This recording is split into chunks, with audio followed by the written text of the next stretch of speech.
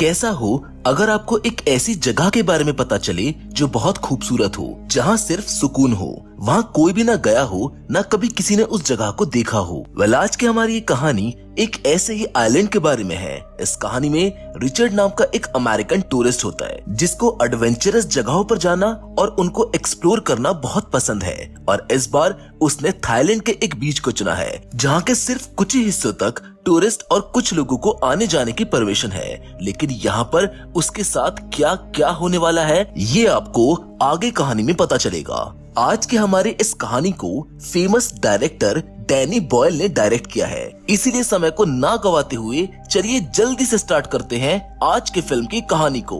Hollywood silver screen presenting the beach.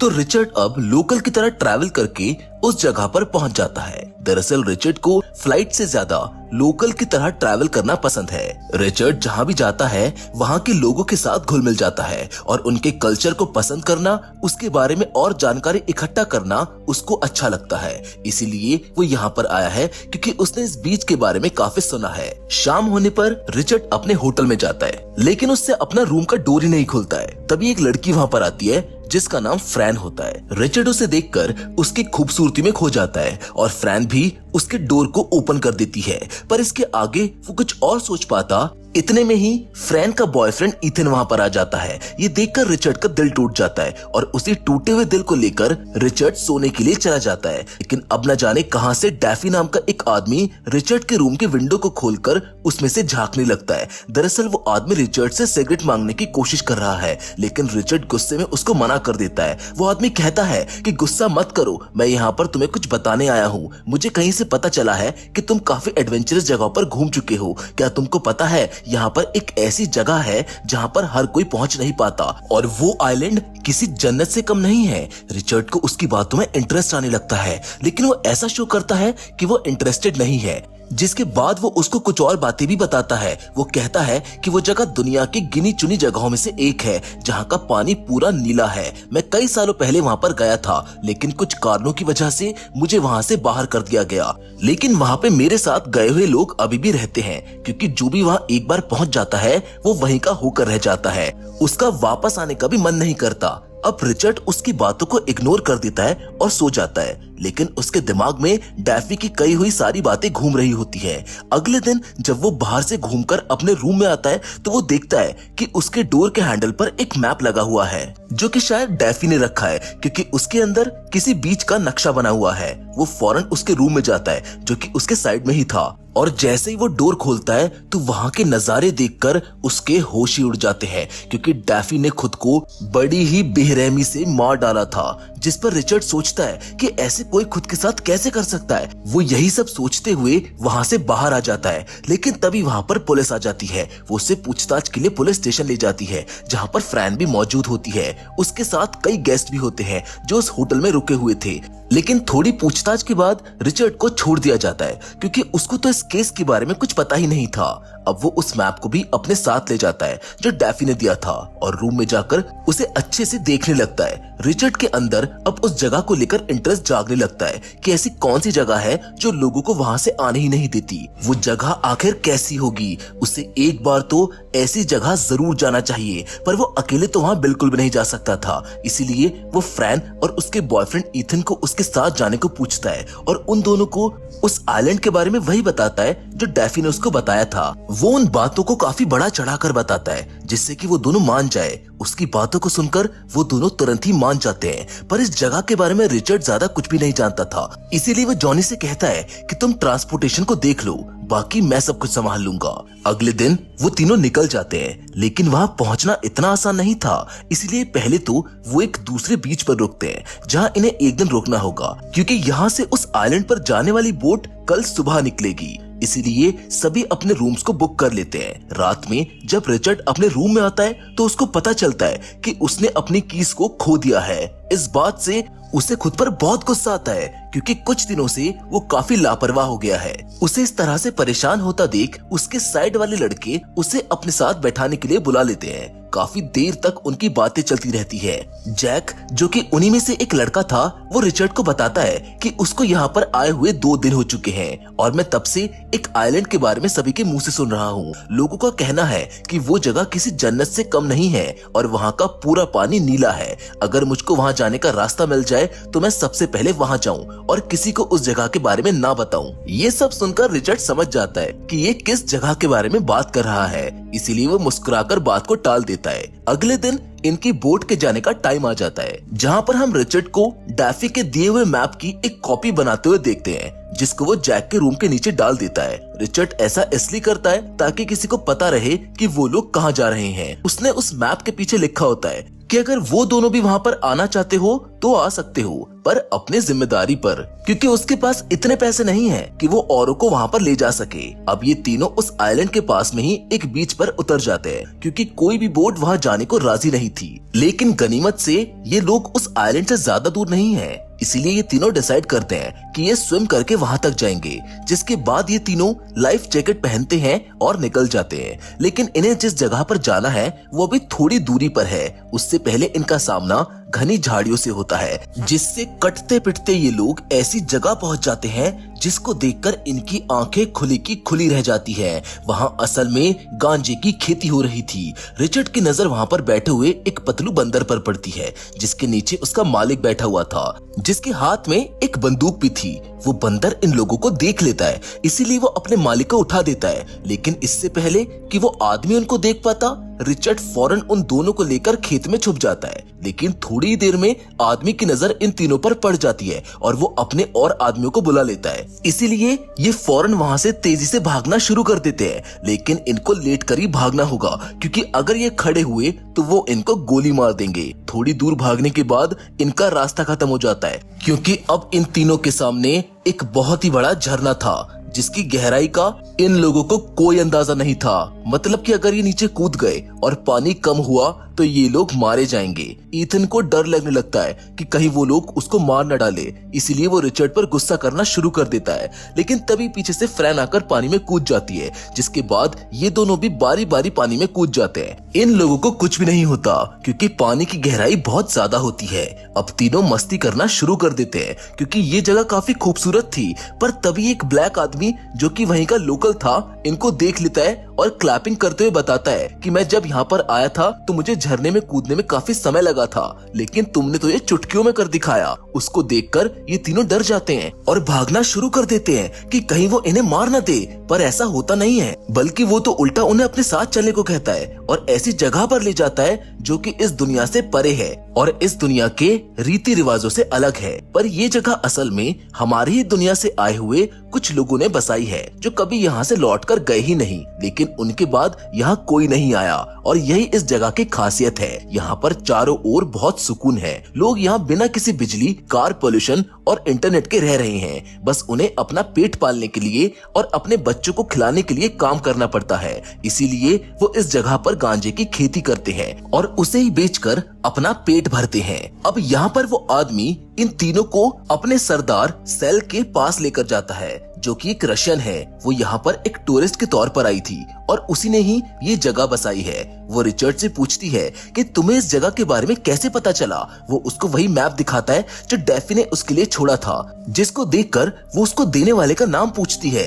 Richard उसको Daffy के बारे में बताता है कि वो मेरे साइड वाले रूम में रहता था और उसने ये मेरे रूम के बाहर छोड़ दिया था। जब वो उसके पास बात करने गया तब तक उसने खुदकुशी कर ली थी। ये सुनकर वहाँ पर मौजूद सभी लोग उदास हो जाते हैं। तब सेल उनको बताती है कि डैफी असल में हमारी कम्युनिटी के फाउंडर्स में से एक था, जो गहरे सदमे में आ गया था। इसीलिए हमने उसे वापस भेज दिया ताकि वो यहाँ पर कोई गलत कदम ना उठा ले।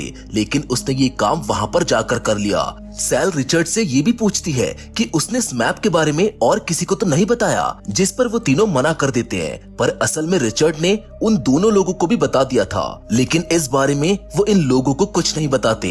इसके बाद सेल उस मैप को जला देती है और सभी लोगों को वार्न करती है कि किसी को भी इस जगह के बारे में पता नहीं चलना चाहिए, क्योंकि अगर यहाँ पर बाहर के लोग आ गए तो ये दुनिया भी बाहरी दुनिया की तरह ही हो जाएगी। जिसके बाद रिचर्ड और उसके साथ जो भी यहाँ पर आए थे वो सभी इस बीच की खूबसूरती को देखने चले जाते हैं। उस जगह को देखकर रिचर्ड पूरी तरह से उस जगह की खूबसूरती में खो जाता है। वो जगह सच में इतनी खूबसूरत थी कि आज से पहले रिचर्ड ने इतनी खूबसूरत जगह नहीं देखी थी। उसके बाद ये लोग रात में काफी एंजॉय करते हैं। तभी रिचर्ड के पास वही आदमी आकर बैठ जाता है। रिचर्ड उससे पूछता है कि तुम लोग अपना सामान कैसे लाते हो, जिस पर वो आदमी बताता है कि हर महीने हम में से कोई न कोई यहाँ से अपने साथ कुछ गांजे के पौधों को लेकर शहर जाता है। वहाँ जाकर हम उसको बेच देते हैं और उन्हीं पैसों से वो सामान लेकर आते हैं। और ऐसे यहाँ पर कई दिन बीत जाते हैं। एक रात रिचर्ड फ्रेंड के पास जाता है और उससे बातें करना शुरू कर देता है। वो दोनों बीच पर जाते हैं, जहाँ पर रिचर्ड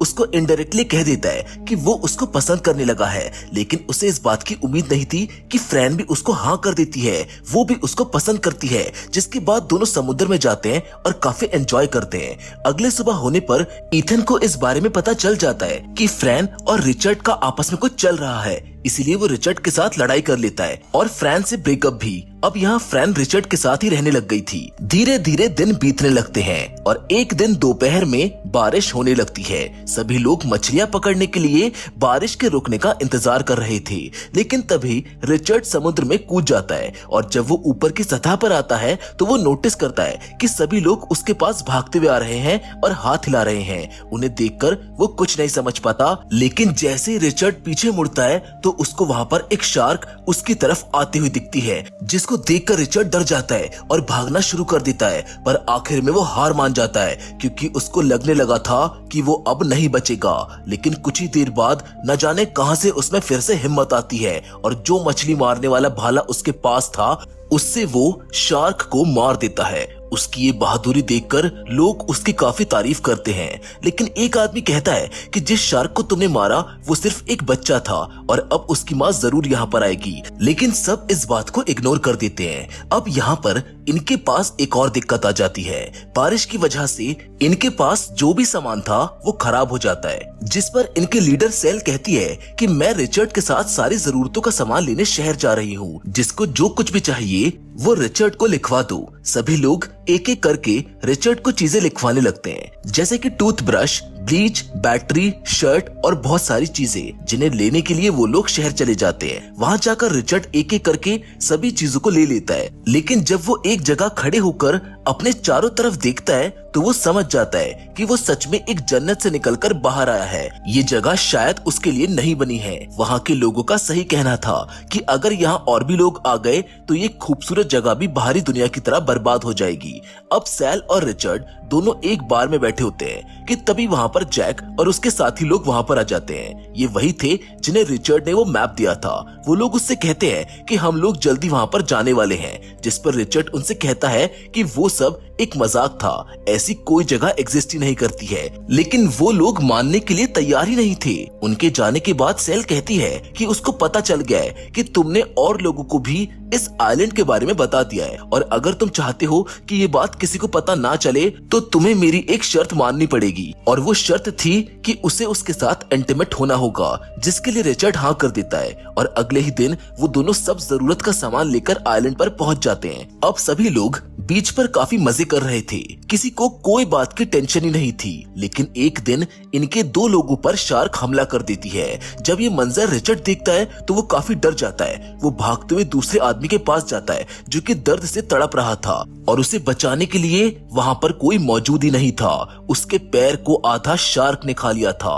वो डॉक्टर के पास चलने को कहता है, लेकिन तब तक बहुत देर हो जाएगी और सेल नहीं चाहती कि यहाँ पर कोई डॉक्टर आए। वो उसे कई दिन तक ऐसे ही छोड़ देती है। वो दर्द के मारे ऐसे ही चिल्लाता रहता है, जिसे देखकर एक आदमी कहता है कि शायद हमें इसे जंगल में छोड़ देना चाहिए, क्योंकि इसकी आवाजें हमारा हौसला तोड़ रही हैं और हमको डिमोटिवेट कर रही है। अब ये सभी लोग उसको जंगल के बीच ले जाकर छोड़ देते हैं। लेकिन ये बात ईथन को बहुत अजीब लगती है कि ये आदमी एक समय पर हमारा ही साथी था और आज उसको हमारी जरूरत है तो इन लोगों ने उसे जंगल में छोड़ दिया। इसीलिए वो उसके पास ही रहने का फैसला करता है। अगले दिन सुबह जब रिचर्ड सो रहा होता है तब उसके सपने में डेफी की मौत का मंजर आता है। तभी उसके पास अचानक से सेल आ जाती है जो उसे बीच के साइड में ले जाती है, जहाँ वो रिचर्ड को दूसरे आइलैंड पर खड़े दूसरे लोगों को दिखाती है जिनके हाथ में मैप था जिसके बारे में रिचर्ड ने उनको बताया था। अब वो कहता है कि उसने तो बस उन्हें बातों ही बातों में ऐसे ही मजाक किया था, लेकिन अब सेल